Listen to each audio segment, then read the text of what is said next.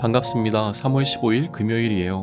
말씀을 통해 주시는 하나님의 특별한 은혜를 날마다 누리길 축원합니다. 함께 묵상할 본문은 마가복음 11장 27절에서 12장 12절까지입니다. 오늘의 한 줄 묵상과 적용이에요. 하나님은 자신의 권위에 도전하는 우리들의 무례함에도 마지막까지 기회를 주십니다. 그 기회는 사랑하는 아들을 보내신 것이었습니다. 세상은 예수님을 쓸모없는 돌처럼 여기지만 우리는 예수님이 건물에서 가장 빛나는 자리에 위치할 머릿돌이심을 알기에 그의 권위에 도전하는 것이 아니라 순종해야 합니다. 본문을 읽겠습니다. 이렇게 기록되어 있어요. 그들이 다시 예루살렘에 들어가니라. 예수께서 성전에서 거니실 때에 대제사장들과 서기관들과 장로들이 나와 이르되 무슨 권위로 이런 일을 하느냐? 누가 이런 일 할 권위를 주었느냐? 예수께서 이르시되 나도 한 말을 너에게 물으니 대답하라. 그리하면 나도 무슨 권위로 이런 일을 하는지 이르리라. 요한의 세례가 하늘로부터냐 사람으로부터냐? 내게 대답하라. 그들이 서로 의논하여 이르되 만일 하늘로부터라 하면 어찌하여 그를 믿지 아니하였느냐 할 것이니 그러면 사람들로부터라 할까 하였으나 모든 사람이 요한을 참 선지자로 여김으로 그들이 백성을 두려워하는지라. 이에 예수께 대답하여 이르되 우리가 알지 못하노라 하니 예수께서 이르시되 나도 무슨 권위로 이런 일을 하는지 너희에게 이르지 아니하리라 하시니라. 예수께서 비유로 그들에게 말씀하시되 한 사람이 포도원을 만들어 산 울타리로 두르고 즙 짜는 틀을 만들고 망대를 지어서 농부들에게 새로 주고 타국에 갔더니 때가 이름에 농부들에게 포도원 소출 얼마를 받으려고 한 종을 보내니 그들이 종을 잡아 심히 때리고 거저 보내었거늘 다시 다른 종을 보내니 그의 머리에 상처를 내고 능욕하였거늘 또 다른 종을 보내니 그들이 그를 죽이고 또 그 외에 많은 종들도 덜어는 때리고 덜어는 죽인지라. 이제 한 사람이 남았으니 곧 그가 사랑하는 아들이라. 최후로 이를 보내며 이르되 내 아들은 존대하리라 하였더니 그 농부들이 서로 말하되 이는 상속자니 자 죽이자. 그러면 그 유산이 우리 것이 되리라 하고 이에 잡아 죽여 포도원 밖에 던졌느니라. 포도원 주인이 어떻게 하겠느냐? 와서 그 농부들을 진멸하고 포도원을 다른 사람에게 주리라. 너희가 성경의 건축자들이 버린 돌이 모퉁이의 머릿돌이 되었나니 이것은 주로 말미암아 된 것이요 우리 눈에 놀랍도다 함을 읽어보지도 못하였느냐 하시니라. 그들이 예수의 이 비유가 자기들을 가리켜 말씀하심인 줄 알고 잡고자 하되 무리를 두려워하여 예수를 두고 가니라. 아멘. 하나님의 말씀입니다. 해설입니다. 오늘 본문부터 12장 마지막까지는 예수님께서 성전에서 하신 논쟁이 연속적으로 기록되어 있어요.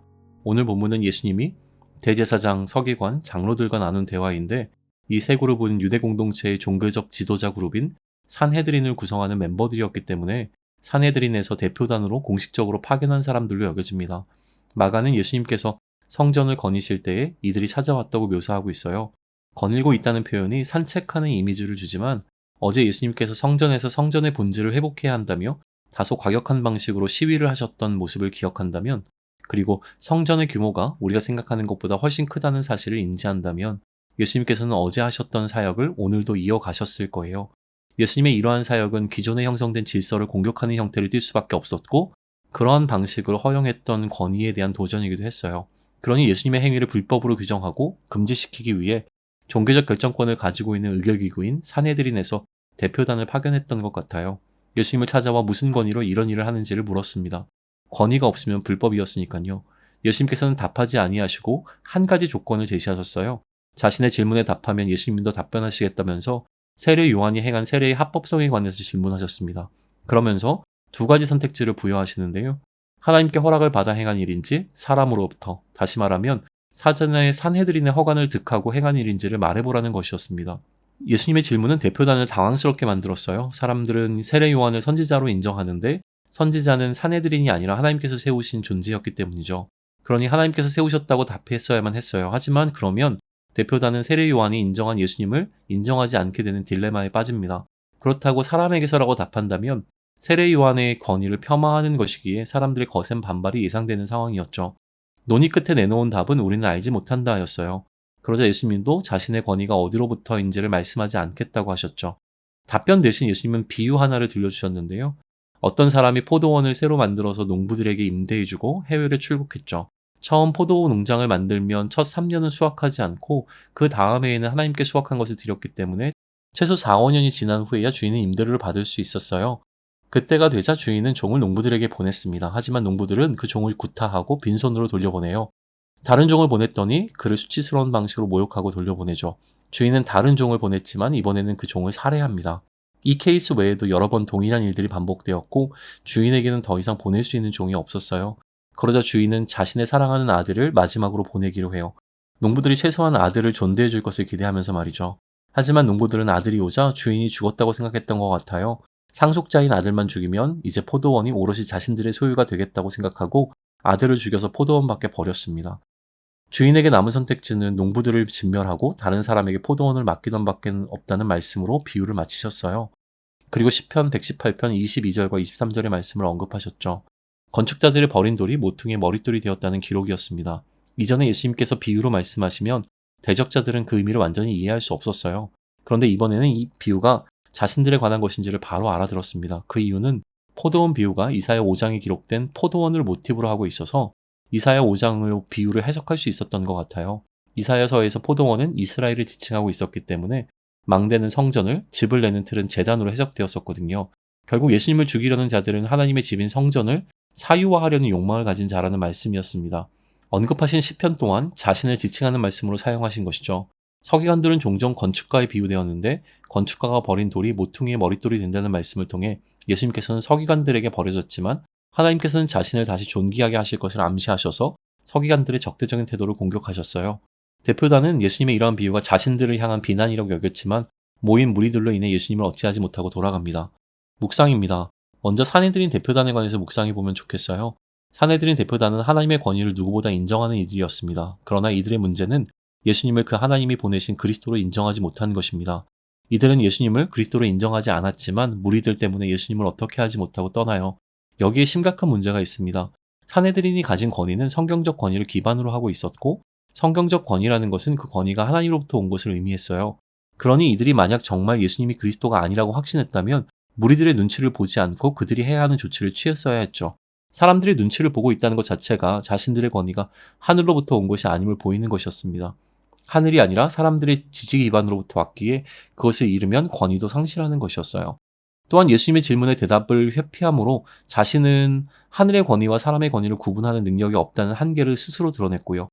이들의 가장 큰 문제는 자신들의 권위를 공동체의 질서를 유지하기 위해 올바르게 사용하고 있다고 여겼을 거라는 점이에요. 예수님의 비유를 생각해보면 예수님께서는 이들이 성전과 유도 공동체를 잘 돌보고 있는 것이 아니라 농부들처럼 성전을 사유화하고 하나님에 향한 신앙을 형식화시키고 있다고 판단하신 것이 분명합니다. 주인을 묵상해 봅니다. 이 상황에서 정말 말도 안 되는 것은 주인의 결정이에요. 이런 위험한 상황으로 자신의 사랑하는 아들을 보내기로 결정한 것이죠.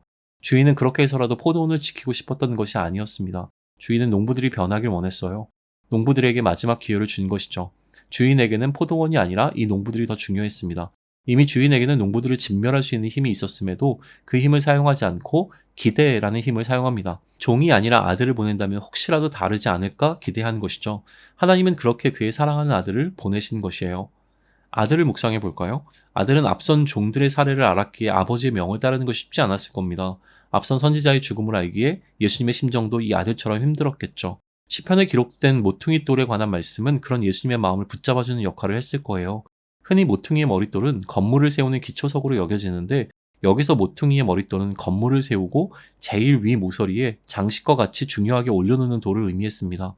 처음에는 건축에서 쓸모없다고 버려졌던 돌이 건물을 완성하는 가장 중요하고 아름다운 돌로 사용됨을 말하는 것이었어요. 버려졌지만 건물이 지어지는 제일 마지막 순간에 가장 영광스러운 그 자리에 얹혀지게 될 머릿돌이 될 것을 바라보면서 지금의 고난을 견디지 않으셨을까요? 그렇게 주인과 농부의 이야기가 핵심인 비유의 마지막에 이 말씀을 인용하셨다고 봅니다. 그리고 고난 가운데 있는 독자들에게 그 머릿돌이 되는 순간을 소망으로 품게 하신 것이죠. 적용입니다. 우리는 예수님을 그리스도로 믿는 자들이에요. 예수님을 그리스도로 믿는다는 것은 예수님이 그리스도로서의 권위를 가지고 계심을 인정하라는 것이죠. 그러니 질문해야 해요. 내가 정말로 예수님의 그리스도로서의 권위를 인정하고 있는지를요. 내 삶을 통치하시는 예수님께 당신이 무슨 권위로 그렇게 하는지를 질문하는 것이 아니라 그 말씀에 순종해야 합니다. 아울러 우리는 내가 하나님을 위하는지 아니면 나를 위하는 하나님을 원하는 것인지 구분할 필요가 있어요. 하나님 나라를 원하는 것이 아니라 나의 왕국을 꿈꾸며 내가 세운 질서를 지지해줄 하나님을 바라는 것은 아닐까요? 그러니 그 하나님이 나의 원함과 다른 것을 말씀하시면 언제든 하나님을 대항할 준비가 되어 있는지도 모르겠습니다. 신앙적 열심이 나의 기득권을 보호하는 수단이 되지 않기 위해 주인의 것을 소유하려는 자가 아니라 주인의 뜻에 순종하는 자가 되기 위한 깨어있음이 필요합니다. 마지막으로 우리는 우리가 가진 권위를 잃어버리지 말아야 해요. 우리는 예수님의 권위를 위임받은 자들이에요. 예수님은 그리스도시잖아요. 그런데 그리스도가 아닌 다른 존재의 눈치를 보고 있는 것은 아닐까요? 사람들의 시선이 더 중요하다면 나의 그리스도는 인정받고자 하는 마음입니다. 나를 걱정하고 두려워하게 하는 것이 나의 권위의 출처가 어디인지를 드러낼 것이에요. 세상의 위협 앞에서 우리가 가진 하늘의 권위를 포기하지 말자고요. 오늘의 한 줄 묵상과 적용입니다. 하나님은 자신의 권위에 도전하는 우리들의 무례함에도 마지막까지 기회를 주십니다. 그 기회는 사랑하는 아들을 보내시는 것이었어요. 세상은 예수님을 쓸모없는 돌처럼 여기지만 우리는 건물에서 가장 빛나는 자리에 위치할 머릿돌이심을 알기에 그의 권위에 도전하는 것이 아니라 순종해야 합니다. 기도드립니다. 그리스도로부터 받은 권위를 오용하지 않겠습니다. 하나님의 것을 탐하여 더 얻어내려는 것이 삶의 목적이 되지 않게 하시고 내 것을 지키기 위해 하나님을 수단화하지 않게 도와주세요. 그러나 그리스도로부터 권위를 받은 자로 이 세상에서 주눅들지 않고 살아가겠습니다. 하나님을 두려워하게 해주세요. 예수님의 이름으로 기도드립니다. 아멘.